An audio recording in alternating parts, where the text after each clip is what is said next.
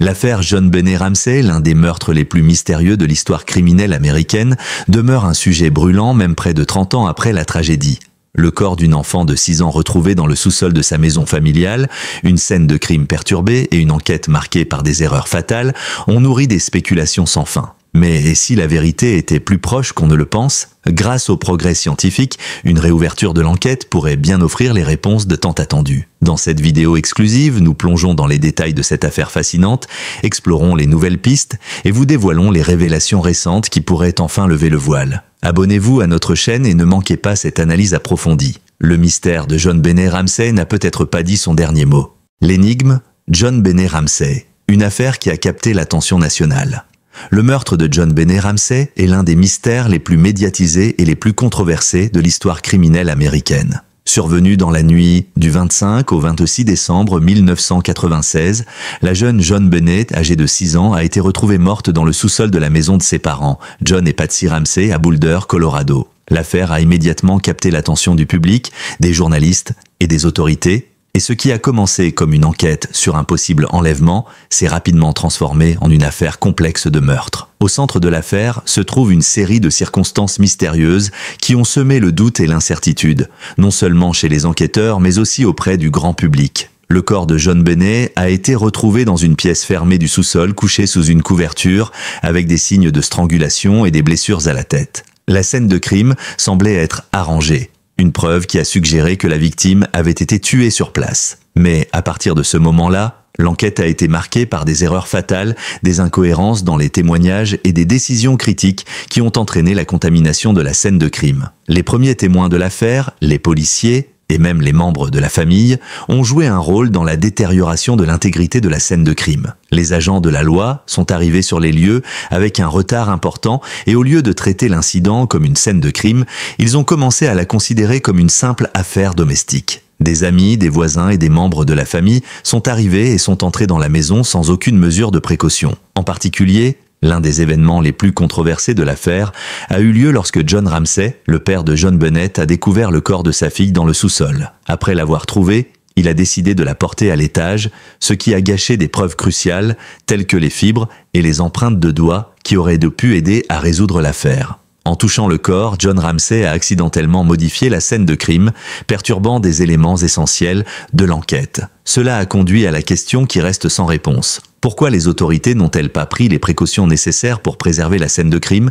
Et pourquoi un tel laxisme a-t-il été montré dès les premières heures de l'enquête? Ces erreurs ont eu des répercussions à long terme, car elles ont non seulement contaminé les preuves physiques sur place, mais ont également ouvert la porte à de nombreuses spéculations et théories erronées. Au fur et à mesure que l'enquête avançait, il est apparu que les autorités avaient bien négligé des indices clés qui auraient pu permettre de mieux comprendre ce qui s'était passé dans cette maison et pourquoi une jeune fille innocente avait été tuée d'une manière aussi brutale. Le mystère du meurtre de John Benet Ramsey ne s'est pas seulement nourri de l'absence de preuves claires, mais aussi des soupçons qui ont vite émergé autour des membres de la famille Ramsey. Les spéculations ont été alimentées par des éléments mystérieux, comme la lettre de rançon qui a été retrouvée à l'intérieur de la maison. Cette lettre, extrêmement détaillée et demandant précisément 118 000 $, la même somme que le bonus de Noël de John Ramsey, a suscité une grande confusion. Pourquoi un kidnappeur demanderait-il une somme aussi précise? Les enquêteurs ont aussi relevé des similitudes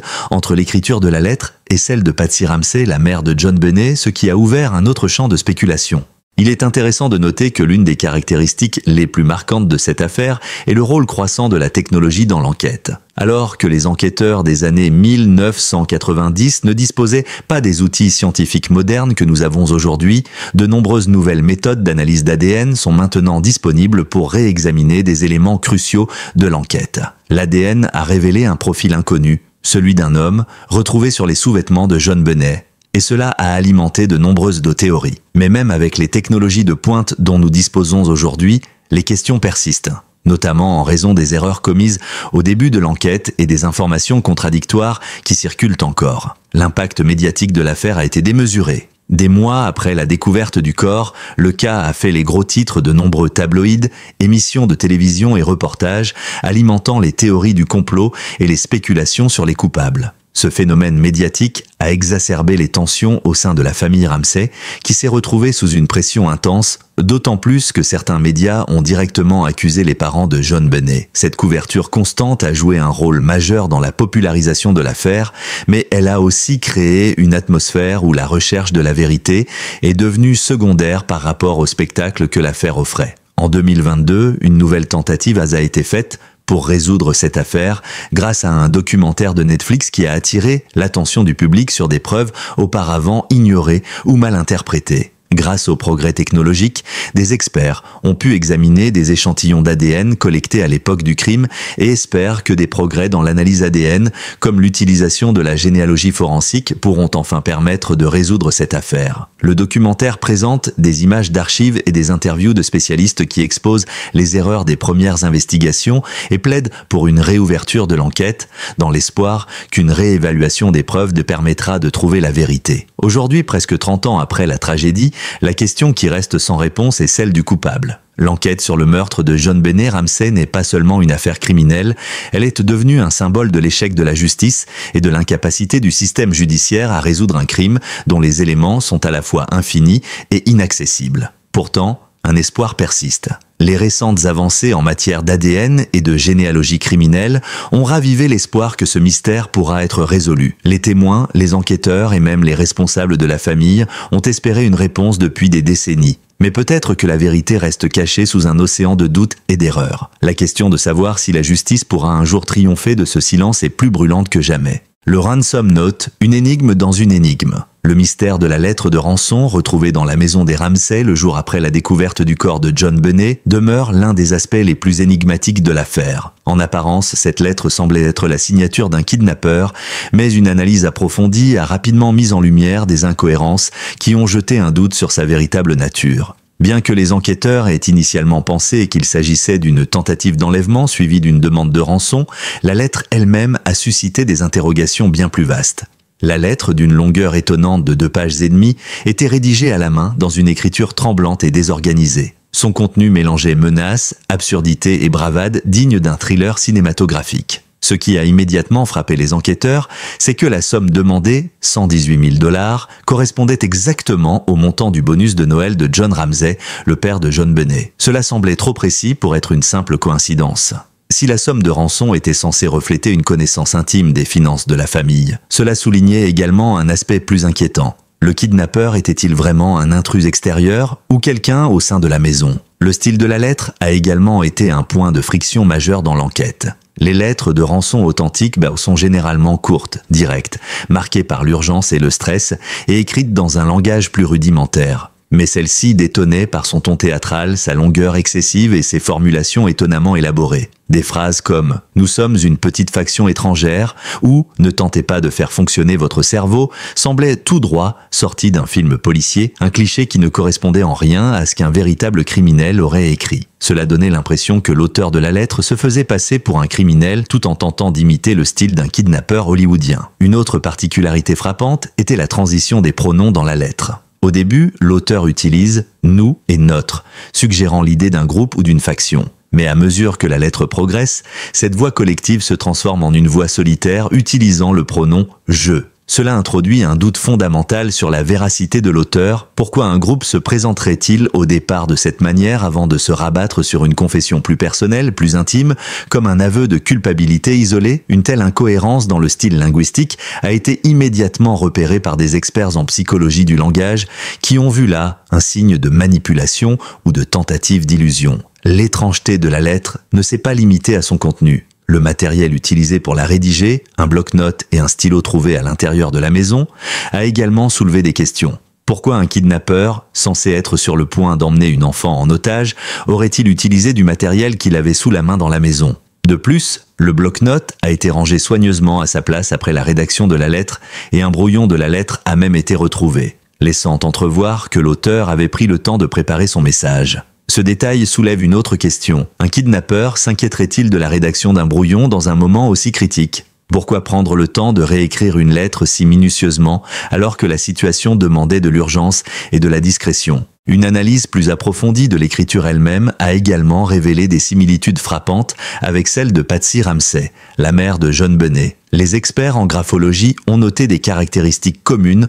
entre la lettre et l'écriture de Patsy, notamment des majuscules anormales, des tournures de phrases spécifiques et même des fautes d'orthographe similaires à celles trouvées dans les documents écrits par elle. Bien que l'analyse de l'écriture n'ait pas permis de prouver de manière concluante que Patsy Ramsey avait écrit la lettre, il y avait suffisamment d'éléments pour nourrir les spéculations et suggérer qu'il pouvait y avoir un lien entre l'écriture de la lettre et l'un des membres de la famille. Cela a alimenté les théories selon lesquelles la lettre pourrait avoir été une tentative de dissimulation d'un crime familial plutôt qu'une véritable demande de rançon. L'un des aspects les plus controversés de la lettre est sa longueur. La majorité des lettres de rançon réelles sont brèves, succinctes et souvent écrites sous pression, mais cette lettre ressemblait davantage à un scénario détaillé, avec des menaces élaborées et des instructions spécifiques. Elle ne comportait aucune urgence apparente, et la tonalité exagérée de la lettre en faisait un document bien trop construit pour être crédible. En fait, la lettre semblait plus comme un acte théâtral qu'un véritable acte criminel, ce qui a amené les enquêteurs à se demander si l'auteur avait vraiment l'intention de kidnapper l'enfant ou s'il essayait de couvrir un autre crime.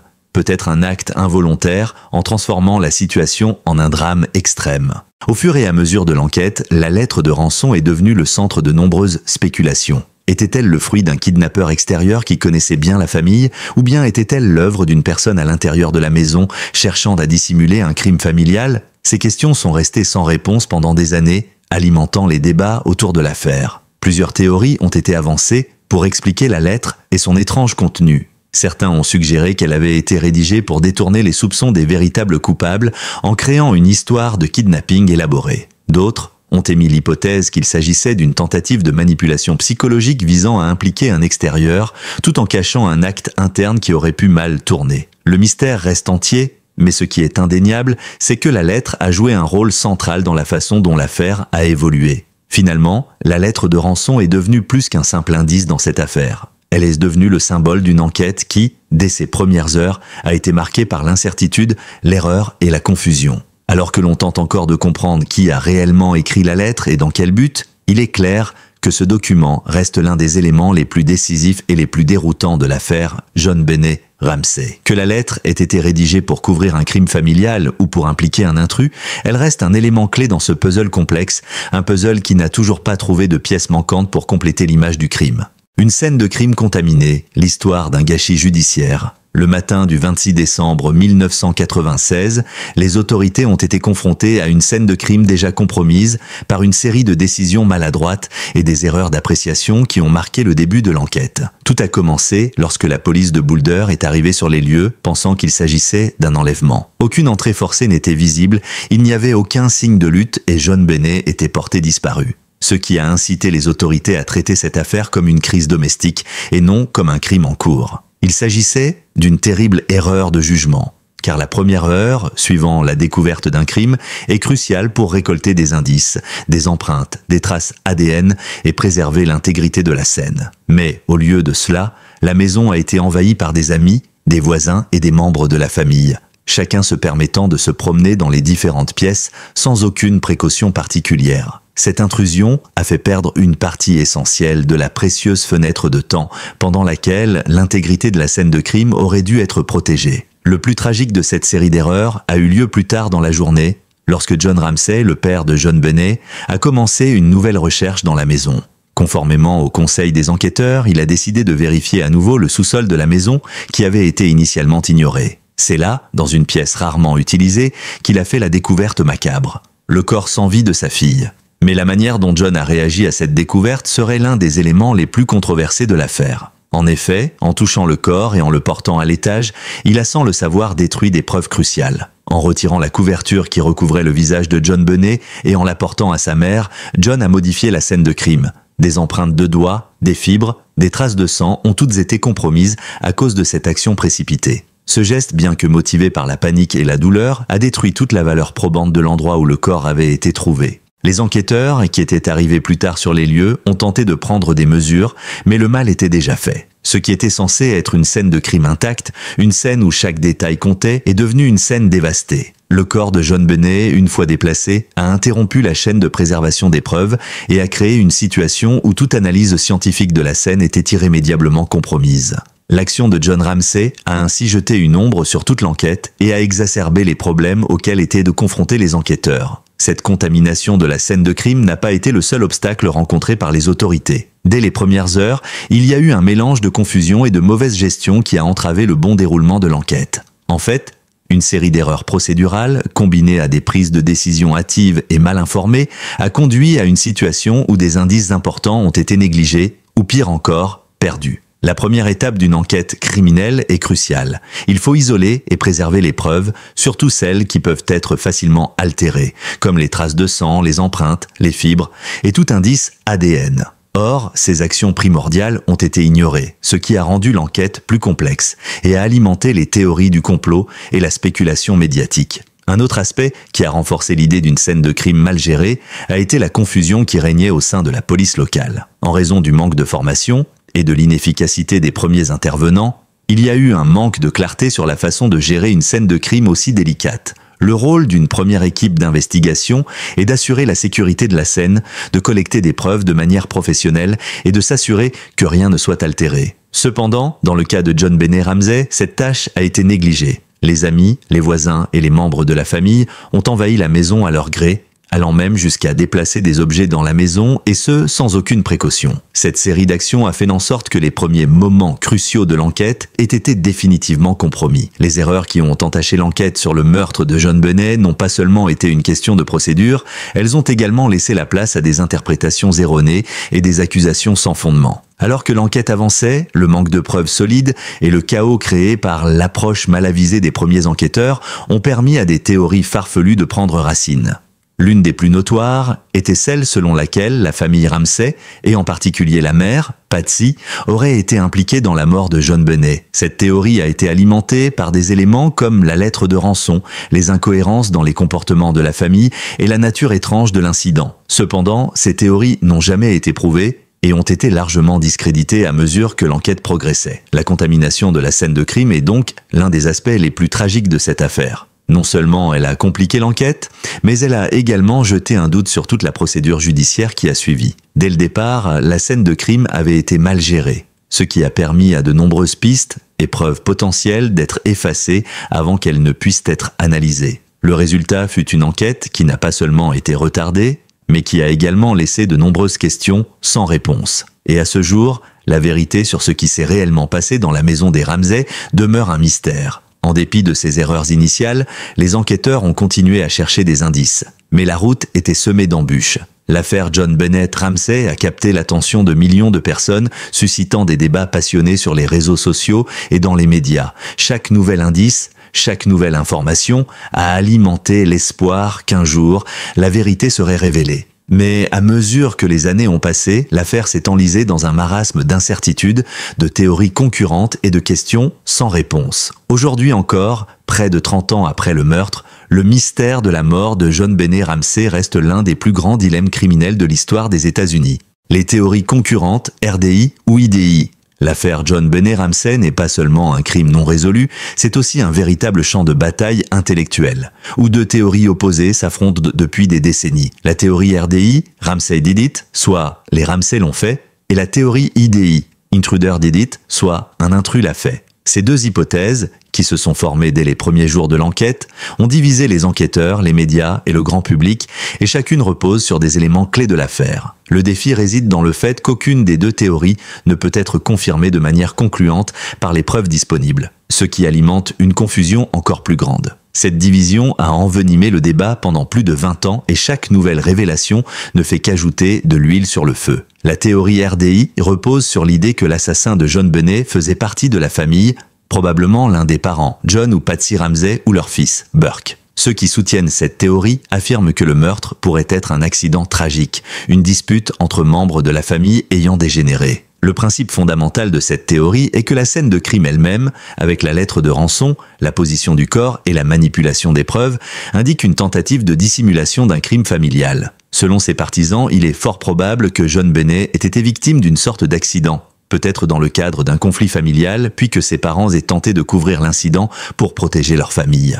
Un des principaux arguments de ceux qui croient en la théorie RDI est l'étrangeté de la lettre de rançon retrouvée dans la maison des Ramsay. Cette lettre, qui demandait exactement 118 000 $, soit le montant du bonus de Noël de John Ramsay, a été interprétée par certains comme une tentative de manipuler la situation et de la faire passer pour un enlèvement, dans le but de détourner l'attention d'un drame familial. De plus, la lettre de rançon semble avoir été écrite par quelqu'un qui avait un accès facile aux objets et au matériel de la maison, ce qui soulève des questions sur un éventuel complice à l'intérieur du domicile. L'argumentaire des partisans de la théorie RDI s'appuie aussi sur des incohérences dans le comportement de la famille Ramsay après le crime. Par exemple, l'insistance des parents à ne pas être interrogés séparément, l'engagement rapide d'avocats et le manque de coopération avec les autorités ont été perçus comme des signes de culpabilité. En revanche, la théorie IDI propose que l'assassin de John Benet était un intrus extérieur. Selon cette hypothèse, un individu extérieur, probablement un pédophile ou un criminel mentalement perturbé, se serait introduit dans la maison en utilisant une fenêtre du sous-sol. Cette théorie repose principalement sur la découverte de traces d'ADN provenant d'un inconnu retrouvé sous les ongles de John Benet et sur ses sous-vêtements. L'ADN ne correspondait à aucun membre de la famille, ce qui a conduit certains experts à suggérer qu'un intrus avait pénétré la maison cette nuit-là. Les défenseurs de la théorie IDI citent également des éléments comme la présence de marques de coups de poing sur le corps de John Benet qui, selon eux, indiquent l'intervention d'un étranger. De plus, l'absence de signes d'entrée forcée, de lutte ou de perturbation dans la maison, comme le montre la fenêtre du sous-sol, et l'absence de traces dans la neige à l'extérieur a renforcé cette hypothèse. Cependant, cette théorie elle-même présente plusieurs failles. Par exemple, pourquoi un intrus se donnerait-il la peine de rédiger une lettre de rançon aussi longue et théâtrale alors qu'il était supposé s'emparer rapidement de l'enfant et fuir discrètement? De plus, pourquoi utiliserait-il un stylo et un bloc-notes trouvés dans la maison? Ces questions ont poussé certains enquêteurs à douter de la plausibilité de l'intrusion. Les deux théories, RDI et IDI, sont pleines d'ambiguïté et d'incohérence, et c'est ce qui rend l'affaire encore plus complexe. Les preuves collectées sont souvent ambiguës et leur interprétation est soumise à des avis divergents. Il est difficile de déterminer avec certitude ce qui s'est réellement passé cette nuit-là dans la maison des Ramsay. De nombreux éléments clés de l'enquête, tels que la présence de traces d'ADN inconnues et les incohérences dans la scène de crime, laissent un voile d'incertitude qui semble impossible à lever. Mais ce qui est certain, c'est que la théorie RDI est de plus en plus remise en question par la communauté scientifique et les experts en criminologie, en raison de l'absence de preuves solides pour étayer les allégations selon lesquelles un membre de la famille aurait tué John Benet. Quant à la théorie IDI, elle n'est pas non plus infaillible et repose sur des hypothèses qui ne peuvent être confirmées de manière irréfutable. L'affaire John Benet Ramsay a donc suscité une polarisation profonde entre les partisans des deux théories. Le public, qui suit cette affaire depuis des décennies, a été plongé dans un tourbillon d'incertitudes, de spéculations et de fausses pistes. Il est devenu impossible de savoir quelle théorie était la plus crédible, car chacune d'elles repose sur des preuves incomplètes et souvent contradictoires. Le mystère n'est pas seulement centré sur l'identité du meurtrier, mais aussi sur la manière dont l'enquête a été menée, sur les erreurs commises dès le départ et sur la façon dont elles ont entravé la quête de vérité. Si la vérité doit émerger, elle ne viendra peut-être pas des théories concurrentes, mais de la réévaluation des preuves et des avancées technologiques qui permettent aujourd'hui d'analyser l'ADN et d'autres indices avec une précision inédite. Le plus grand dilemme dans cette affaire réside dans le fait que la vérité pourrait se cacher, non pas dans l'une des théories dominantes, mais quelque part entre les deux. Les preuves scientifiques modernes, en particulier l'analyse génétique avancée, pourraient offrir une nouvelle perspective, mais cette perspective peut-elle vraiment lever le voile sur le passé et résoudre ce crime vieux de près de 30 ans? Aujourd'hui, l'affaire John Benet Ramsay reste un des plus grands mystères de l'histoire criminelle américaine. La quête de vérité continue de diviser l'opinion publique. Et même si des avancées technologiques promettent de nouvelles réponses, le dossier semble toujours aussi complexe et indéchiffrable. L'héritage de cette affaire ne sera pas seulement celui d'une petite fille tragiquement disparue, mais aussi celui d'un système judiciaire qui a échoué à résoudre le crime, d'une famille déchirée par le doute et la suspicion, et d'un pays dont les citoyens se demandent toujours « Qui a tué John Benet Ramsay ?» Ce mystère persiste, et peut-être ne sera-t-il jamais résolu, ce qui fait de cette affaire l'une des plus énigmatiques et tragiques de l'histoire criminelle moderne.